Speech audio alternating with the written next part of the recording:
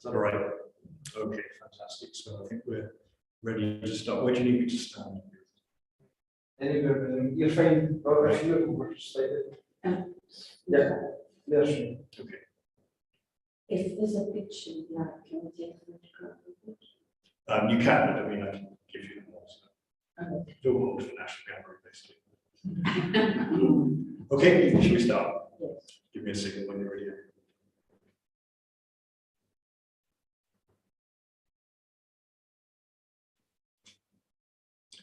So good evening, everyone, and a very warm welcome indeed to Edinburgh Jesuit Centre for this talk on the art of the Incarnation.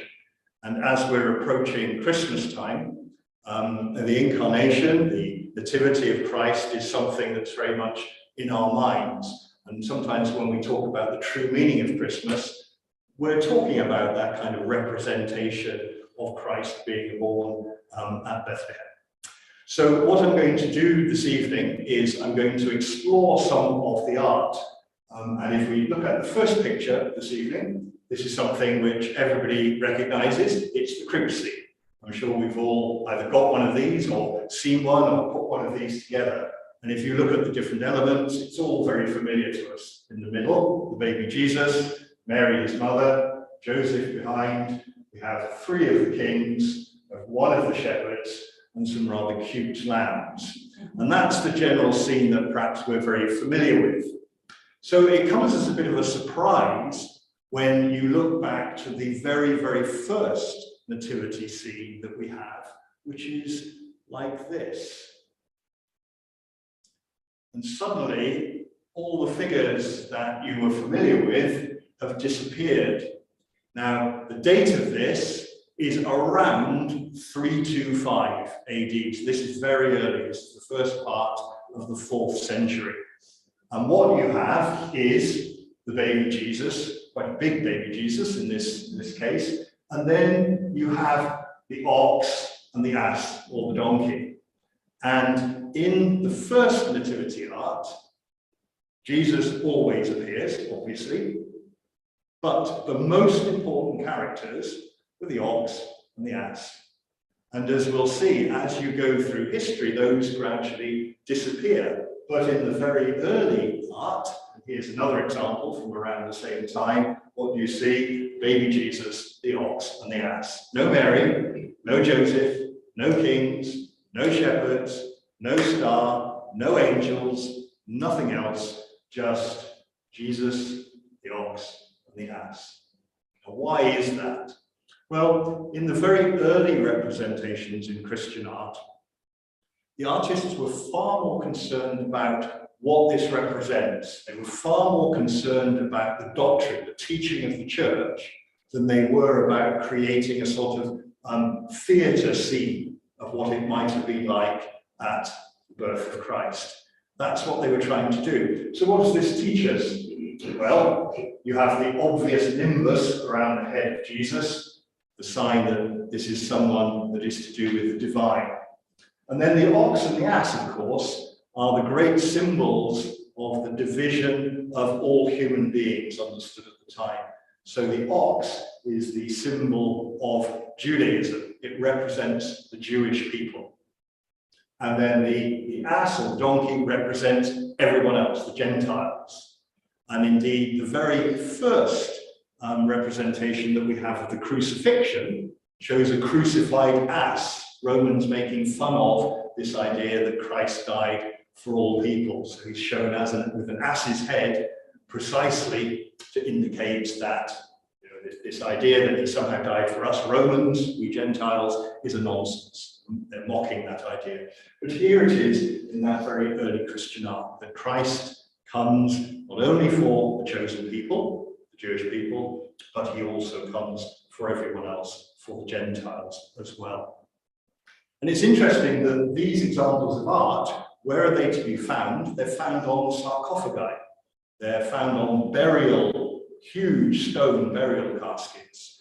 And if you think, this is just at the point at which Constantine the emperor converts to Christianity. And Christianity is just beginning to be the state religion of Rome, but not quite there yet. And therefore, one of the safest places that you as a Christian, especially a wealthy Christian, wealthy to have a sarcophagus like this, one of the places in which you could proclaim your faith safely was in your grave, because you were dead and there wasn't much they could do to you. And so we see some of these doctrinal engravings, some of these sculptures, bas reliefs on sarcophagi. So all of these are from early sarcophagi. So what comes next? Well, this is what comes next.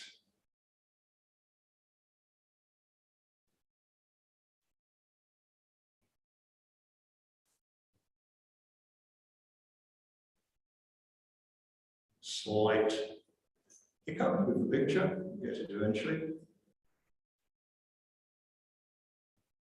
Okay. And can you see now what's happened? Now this is a fragment of a sarcophagus. So this is in the Vatican Museum. It's 4th century, so it's just slightly later. It's the later part of the 300s. And something really important has happened. And it's the year 351. And in the year 351, the Council of the Church, which was held at Ephesus, defined that Mary was Theotokos, that she was the Mother of God. So who appears in the image now? Mary. Mary can appear because the Church has said, this is who this person is. And there she is, gazing at her son, Jesus. But who's there as well? The ass or the donkey, and presumably, because it's a fragment, it's broken off, the ox would have been slightly behind. We also now, for the very, very first time, see the reference to the star. And the star is, it looks almost as though it's zooming into place and saying, this is where it's happening. And notice how it rests between Mary and between Jesus. It focuses our attention. To us, that seems a very big gap. We're used to Mary sort of holding Jesus or being right there next to Jesus, and there's this gap. I think this is Mary, as we're told in Luke's Gospel. Look at her hand and her fingers. This is Mary pondering the destiny of this child. And then if we take another step forward, we've got the star. What else have we got? This is again slightly later. So this is towards the end of the 4th century. Again, it's a bas relief from the side of the sarcophagus of a Christian. So what do we have? Well, we have the baby Jesus again. We have the ox, the ass. Then what else do you think we have? Possibly Joseph. Could be Joseph, because there's more interest now in representing Matthew's Gospel, and Joseph features, big in Matthew's Gospel. And we're preparing for something that's going to come along shortly, because in Matthew's Gospel also you have the Magi, wise men. But you have this character. I wonder, any idea who this character is? It's a classic stereotype character. It's a prophet. And you can tell he's a prophet because he holds a scroll in his hand. And this also is a really important feature in this early art. And even when Mary and Joseph don't appear, the prophet often appears. And it's this idea of the foretelling of the birth of Jesus. This is what the Old Testament said. Lo, here he is in the manger. And then here, you either have Mary, possibly Mary, with a breast full of milk, or possibly, because at this point, because they think that the birth of the Saviour is so important, you suddenly get nursemaids appearing. They just assume there wouldn't be nursemaids. And so you get nursemaids appearing in these representations as well. But you can see how it's sort of developing. This also could be a shepherd. We're not very clear what it is. Why do we say that? Because there's this pastoral sort of tree or plant there. And very often when they represent the shepherds in this early art, there are trees or branches or foliage represented with them, particularly to say these are people of the earth, these are people of the countryside. So we take a step forward again, and now we see this wonderful representation in slightly later, probably 5th century this now, where the angel is telling the three kings. It's wonderful how they're in bed together, right? With this enormous rich blanket, and look at the embroidery on this blanket, and look, they're actually in a bed. This is glorious, a wonderful Roman bed, quite low, but definitely a bed. perspective a little wonky. One king with his eye open, the others firmly asleep here. And the three kings, of course, are being told, do not return to Herod. Yeah, so picking up detail from the story. And this would have been one panel next to other parts of the story. So it's like a cartoon. Each panel in the relief would have told an episode in the story. Okay. And here they are again, about the same date. And this wonderful representation of the camels. You get the impression that the artist hadn't actually seen a camel. You know, he had a general idea of what they looked like. And you have the three magi bringing their gifts, beautifully represented, presenting them literally to Jesus, who is now old enough to hold them, pointing to the star, you know, so you can see all these elements beginning to come together. But now Mary is seated, and this is the classic pose of Mary's seat of wisdom. So Mary is the seat of the seated Jesus. Okay, and we see that represented again and again and again in art through the ages. So you can see as the time is moving on, so the story is being picked up, and you're getting more of the story perhaps, and less of the doctrine, of the teaching of what's going on here. Now we're going to take a big leap forward here, because all through the Dark Ages, we don't have a lot of art to show. So we have this sarcophagus art from France and from Italy, which runs through to the 6th, 7th centuries. And then it kind of fades out with the decline of the Roman Empire. And so now we're moving to beginnings of the Renaissance, this period of the 13th and then into the 14th century. But it's really interesting how in this very early depiction of the Nativity by Duccio, and this is in the National Gallery in London, you see some of those elements that we've seen already. So there's the ox and the ass, but they're much, much smaller now, whereas before they were really dominant and big. We've kind of begun to forget what they represent. So they're kind of decorations. It's to say, well, there were animals about, you know, but it could have been some other animal.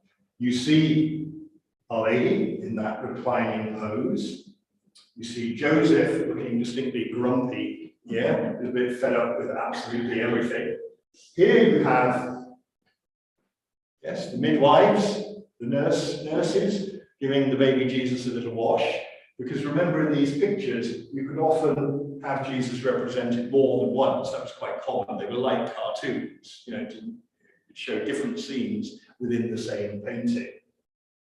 What else have you got? Well, you've got the shepherds, their sheep, and a rather nice dog.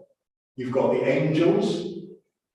Yeah, you've got the star, but not the kings. And then who are these two on the side? Again, they're the prophets. This is Isaiah. There's the prophecy from Isaiah. And this is Ezekiel. And there's the prophet in Ezekiel. So again, you have that tradition. Now, this is quite a small panel from an enormous altarpiece, which showed the different scenes of Christ's life. So this is the nativity scene. But again, you can see how it's been quite selective of what the artist is using, what Duccio is using. Also, really importantly, notice how the stable is constructed. It's this kind of wooden construction, which is called a tugurium in Latin, which is a sort of lean-to, an animal shelter, basically. So nothing to it. But can you see what Duccio has constructed around it, which is really important? It's a hillock, it's a cave. You know, the black takes you into the cave. So this is bringing another tradition. And this is the tradition that Jesus is born in a cave and Jesus is buried in a cave. So it begins to link what this baby is for. This baby is for dying and being buried. Yeah. And also the idea that Adam is buried in the cave under Calvary, where Jesus died. There's a very ancient tradition in the church that says that. So if you've wondered, if you've seen some old crucifixes, I remember as a boy when I used to go to confession, there was a crucifix in the confessional, and I was always terrified because at the bottom there was a skull and crossbones. And I always assumed it was a pirate crucifix. It wasn't a pirate crucifix because the skull and the crossbones is the skull of Adam and the bones of Adam, meaning Adam as in man, mankind. You know, and Jesus dies for mankind. And that's why you have the skull and crossbones on the crucifix. And so this is beginning to pick up that idea of theology, which you see, for example, in Irenaeus, and to say that Jesus is born in a cave, dies in a cave for Adam, for mankind. So that's Duccio. Okay, take a step forward. So now we're going to Ghirlandaio. Ghirlandaio is a really important artist because he taught Michelangelo. So he's the teacher of Michelangelo. And this is a painting which is, you can see instantly, a lot more sophisticated. We've really jumped forward here into the Renaissance painting. And this is from 1485. And again, what do you see? Well, we've got the ox and the ass again. You've got Mary. You've got Joseph, again, hot and bothered. Yes. You've got the baby Jesus. Yes. You've got the shepherds, the sheep. Yeah. And the kings are on the way. Not just 3 of them, but their whole retinue with them. They really are kings now, not magi, not simply wise men. And Joseph is sort of saying, goodness heavens, you know, what next? What's coming down the road? You know, it's all very crazy as far as he's concerned. But notice a couple of things here. First of all, look at the manger. It's a grave, it's a tomb. Yes, and again, it's saying this child is born to die. Something very specific here. Yes, so that's introduced. That's the first thing. And then the other thing is look at the architecture. Yeah, and the architecture is very, very Roman. And that's because by now, the Basilica of St. Mary Major in Rome is built and decorated, enhanced, and all the rest of it. So this is being given a church context. So no longer do you have some lean-to shack full of hay and some animals and, you know, rough and out there in the countryside. What you've got is something very formal. This is the teaching of the church. It's being presented as this is what the church is about. Not just the church, but these particular churches that were built. The one in Bethlehem and the one in Rome as well. So that's what these represented. And then notice also that, let's go back one. Notice also that Jesus is now shown naked. And again, this is very deliberate because you have this theological argument emerging that, well, maybe Jesus was kind of just pretending to be a human. Yeah, it was like an avatar. So he wasn't a real human, but he was God pretending to be human. So you have all of this sort of debate that is beginning to rage. And so Jesus is shown naked with genitals precisely to say, this is a real human being. This is a man, this is a boy. You know, it's that specific. So it's quite deliberate to do that. Any questions or comments so far? You mentioned Joseph. Where is Joseph? Joseph is here. Oh, yes. Okay, so he's the puzzled one looking at this great retinue coming down the road from the village. Yeah. Okay. Right, so. Oh, sorry. Okay, so let's move on. Now, the next one is a really, really important painting. It's a very well-known painting. Again, it's in the National Gallery of London. And this is the Mystic Nativity by Botticelli. And we'll look at some of the detail in a minute. But you can see how here, and this was painted in 1500. Now, 1500 was regarded as the date when quite possibly the world would end. So this is painted in Florence. You have Savonarola preaching, whipping things up. The French invade Florence, take over Florence. Savonarola persuades them to go. There's the danger of death, of plague, of everything's falling apart. Huge political crisis going on at the time. And Botticelli paints this extraordinary painting as a way of expressing this. And what's written in Greek at the top, which you can't really read, says, this is like the revelation of St. John. This is the end of the world. And everything is summed up in this painting. So what do you see? Well, straight away again, you see the baby Jesus, you see Mary, you see Joseph hiding again, you know, sort of just, he's the one who really represents I can't cope with any of this, the world is falling apart around me. And you have the ox and the ass, as always. Notice the scale is very different, and again, this is a convention that Mary and Joseph and Jesus are hugely bigger than all the other figures, and that's deliberate to sort of focus you on them. So all the other figures are ancillary to the action. And then you have this great dance going on in heaven. Heaven is actually opened. You can see up into the gold. And it's fascinating here that you have the sky represented as sky, as blue sky that we're used to, but also the sky of heaven represented as gold. And it wasn't long before this that artists switched. They always painted the sky as gold in exactly the same way as some of the Stations of the Cross we have here. Sky is gold. That was the tradition. And then only gradually around now are they beginning to paint a realistic sky that is blue. So they're sort of separating out the sky of the earth with the sky of heaven. So you have these angels dancing with their crowns and all the rest of it. And then here you have three angels very particularly who have a book, prophecy again, and they're painted in the three colours of faith, hope, and love. These are the traditional colours. So you'll see that again and again in angels that represent these three theological virtues in art of this period and later. And then you have the angel pointing the shepherds here towards what's going on and the kings. And then what do you have here? The prophets again. See, there are their scrolls. Not a great image, but there are their little scrolls.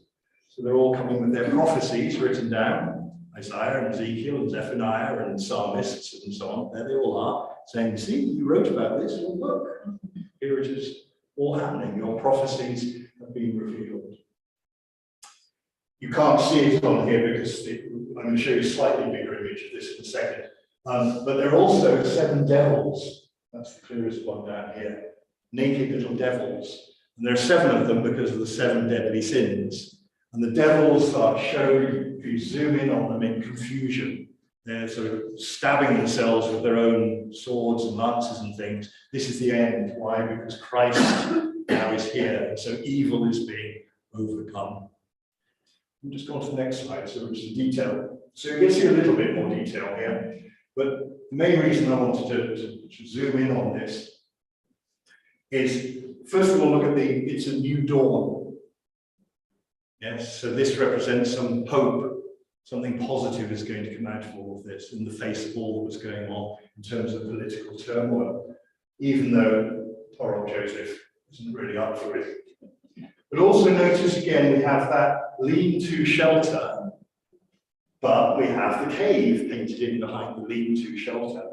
And really quite importantly, see if you can spot it, we also have the sign that this child is born to die. Can you spot it? Shroud, is it? Well done, it is. A lot of art historians think this is a shroud. It's too big to be swaddling clothes, and therefore this is an adult shroud in which the child will be buried. But there's actually a more obvious one than that one. That's very good, well done. It's on the donkey's back. You have that black cross, which apparently, I don't know enough about donkeys, but apparently donkeys often do carry the cross on their back. And this is the idea that here is the person who dies for the salvation of the Gentile people represented by the ass and the donkey. There seem to be trees in the back. Yes, and there are trees there. Or it almost could be like the lattice window of a cathedral or something, but it's this dawn light, this golden light, it's dawning. And that's all there in the liturgy of the dawn mass. That's all dawn light, the gold light breaking. Yeah. And the composers have said that verse over and over again. Yeah. So this is really quite an important representation, and it represents a sort of the high point, I suppose, of artistic representation of the Nativity. Okay, should we move on? Now, everything changes. I'm going back slightly now with Francis of Assisi, because in 1223, this is obviously a modern representation of what's going on, but in 1223, Francis of Assisi arrives in the Italian town of Breccia, and they are going to have Christmas night mass in the church, and the church isn't big enough, and the crowds are great. And so he sets up the first crib. And so he decides he's going to set up statues, model baby Jesus in a manger, hay, and so on. The story goes he brings a real ox and a real ass, and they come there, and the townspeople bring their children, and there's music, so it unfolds as a pageant, and gradually what we recognize as the crib, the Christmas crib, is born. So we can trace it precisely to 1223. And then over the years since, and right to this day, they become more elaborate, more detailed in all kinds of different ways. But this now becomes the Christmas art. But the problem with this, of course, is that it becomes rather romanticized. And there's a great danger that our cribs just become rather romantic things that are for small children. And you can see in the tradition, it's not that. You know, you have all these signs of death and so on. So it's a more grown-up understanding, more adult theology. But this is the way the whole thing goes. And without a doubt, Francis made a huge contribution to the art of the church and the way of catechizing through showing people. And if you look at, for example, in England, you have in Coventry, in Wakefield, places like this, you have the mystery plays, which tell the story. The different guilds tell the story of Christ's birth and other biblical stories as well. And then the carols start coming out of that. So this is the music that is written specifically to accompany this scene in the crib. So all of this begins to develop and then spread out, and you get poems as well as the music and so on. Okay. And this is really where I almost want to finish, taking a huge leap forward. This is Marc Chagall, who of course was Jewish, but was commissioned to do a lot of Christian work. And Chagall in 1950 does this image of the Nativity. And what do you see? Well, it's interesting. You see a little town, Bethlehem. You see the Virgin Mary with her breast full of milk. And you see baby Jesus in that golden color of the divine. And you see the angel. And then you see the ox, the symbol of Judaism, because Marc Chagall, who signs it here, and he always uses this white disc as the sort of the symbol of God, the presence of God. Here is the presence of God, that Christ is there just as much for the Jews now in 1950 as he is for the Christians. And that was very much the way Chagall saw things. And here, unmissably, is the crucified Christ. It goes back to that idea that this child is born with a very, very particular destiny in mind. So it's quite a powerful image, I think, which goes back to some of those early images that we're looking at. Any questions about that? There's candles there. It's not menorah because it's not. Where's this? Just here? Oh, here. Yeah. Yes, that's right. Yes, it's very much a Jewish sort of way of using candles, isn't it? Yeah. And he does that because Chagall, of course, is most famous for his stained glass, and you see all of these sorts of images. So you have Jewish images mixed in. It's very much Chagall seeing it as the Judeo-Christian tradition, and we see that in French art in particular, modern French Christian art. It's very much that idea that there's a continuity between the Jewish tradition and the Christian tradition. You can't miss the ox right in the middle. Who's the gentleman floating through the air? I think it's Gabriel. Gabriel? Yes, I think it's very, very similar to other angels that appear in his art. And I think it's the messenger. I think what's being combined here is the Annunciation. It's the angel inviting Mary to say yes, and then instantly being Jesus is there with her. So it's sort of collapsing the time scale into one idea. And there's some gold underneath them, behind them. Yes, that's right. So there's a sort of aura, isn't there, an opening again. And then this is interesting, like here as well. Yeah. And then the final one I want to use brings us more or less right up to date, which is made in 2003. And this is a nun who lives in the United States in Mississippi Abbey. And I just think it's an extraordinary image, a very, very, very different take on nativity art. Why? Because who do you have here? You have Mary, you have Eve, and you have Jesus. So this is very much a woman's view of the whole thing. And I think it's quite startling. I think it's incredibly beautifully drawn. So what do you have? Well, you have the tree laden with fruit. Apples, yes, pears maybe, doesn't really matter, it's the fruit of the tree. You've got Eve clutching her apple with a bite, missing out of it, yes. And her nakedness, just covered by her hair, which has grown over the ages, over the thousands of years, her hair has grown to cover her nakedness. And there's the snake, which still half has her in its grip, but its head is being crushed, as we're told in the book of Revelation by Mary here. Mary's pregnant. And look how she takes Eve's hand and places it on her belly. Just to feel this is the Saviour that repairs everything that bite of the apple caused. And the extraordinary way in which she's captured both Eve's shame, the reddening of the face, and Mary's compassion for her fellow woman. So just as in the early pictures, you have the cave representing Jesus, the new man, and Adam, the old man, representing all men and women. In this, you have Eve, the old woman, meeting the new woman, who by the action of the baby that she's carrying, transforms the old woman and man. So it's a woman representing all of mankind. So it is interesting. I think it's very well done. It's very simply stated. I think it's very, very beautiful image as well. And so it sort of brings us full circle to what these images of the Nativity are trying to say to us as modern Christians or seekers, trying to work out what this art is telling us. And it tells us something in a very direct way. My sense is just the way she sort of hides the apple, the way her hand is taken and placed on Mary's back. It's incredibly, it's a very simple drawing, but it's beautifully drawn. It really communicates that. And if you go back to those original sarcophagi art, doing exactly the same thing at the beginning of the 4th century to 2003.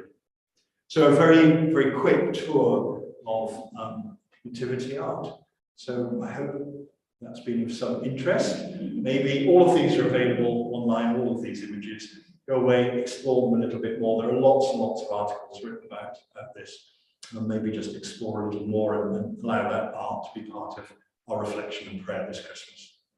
So to those of you here, thank you very much for coming and joining us. And there'll be a cup of tea, I think, now. And to those of you at home, thank you very much indeed for joining us. Good night.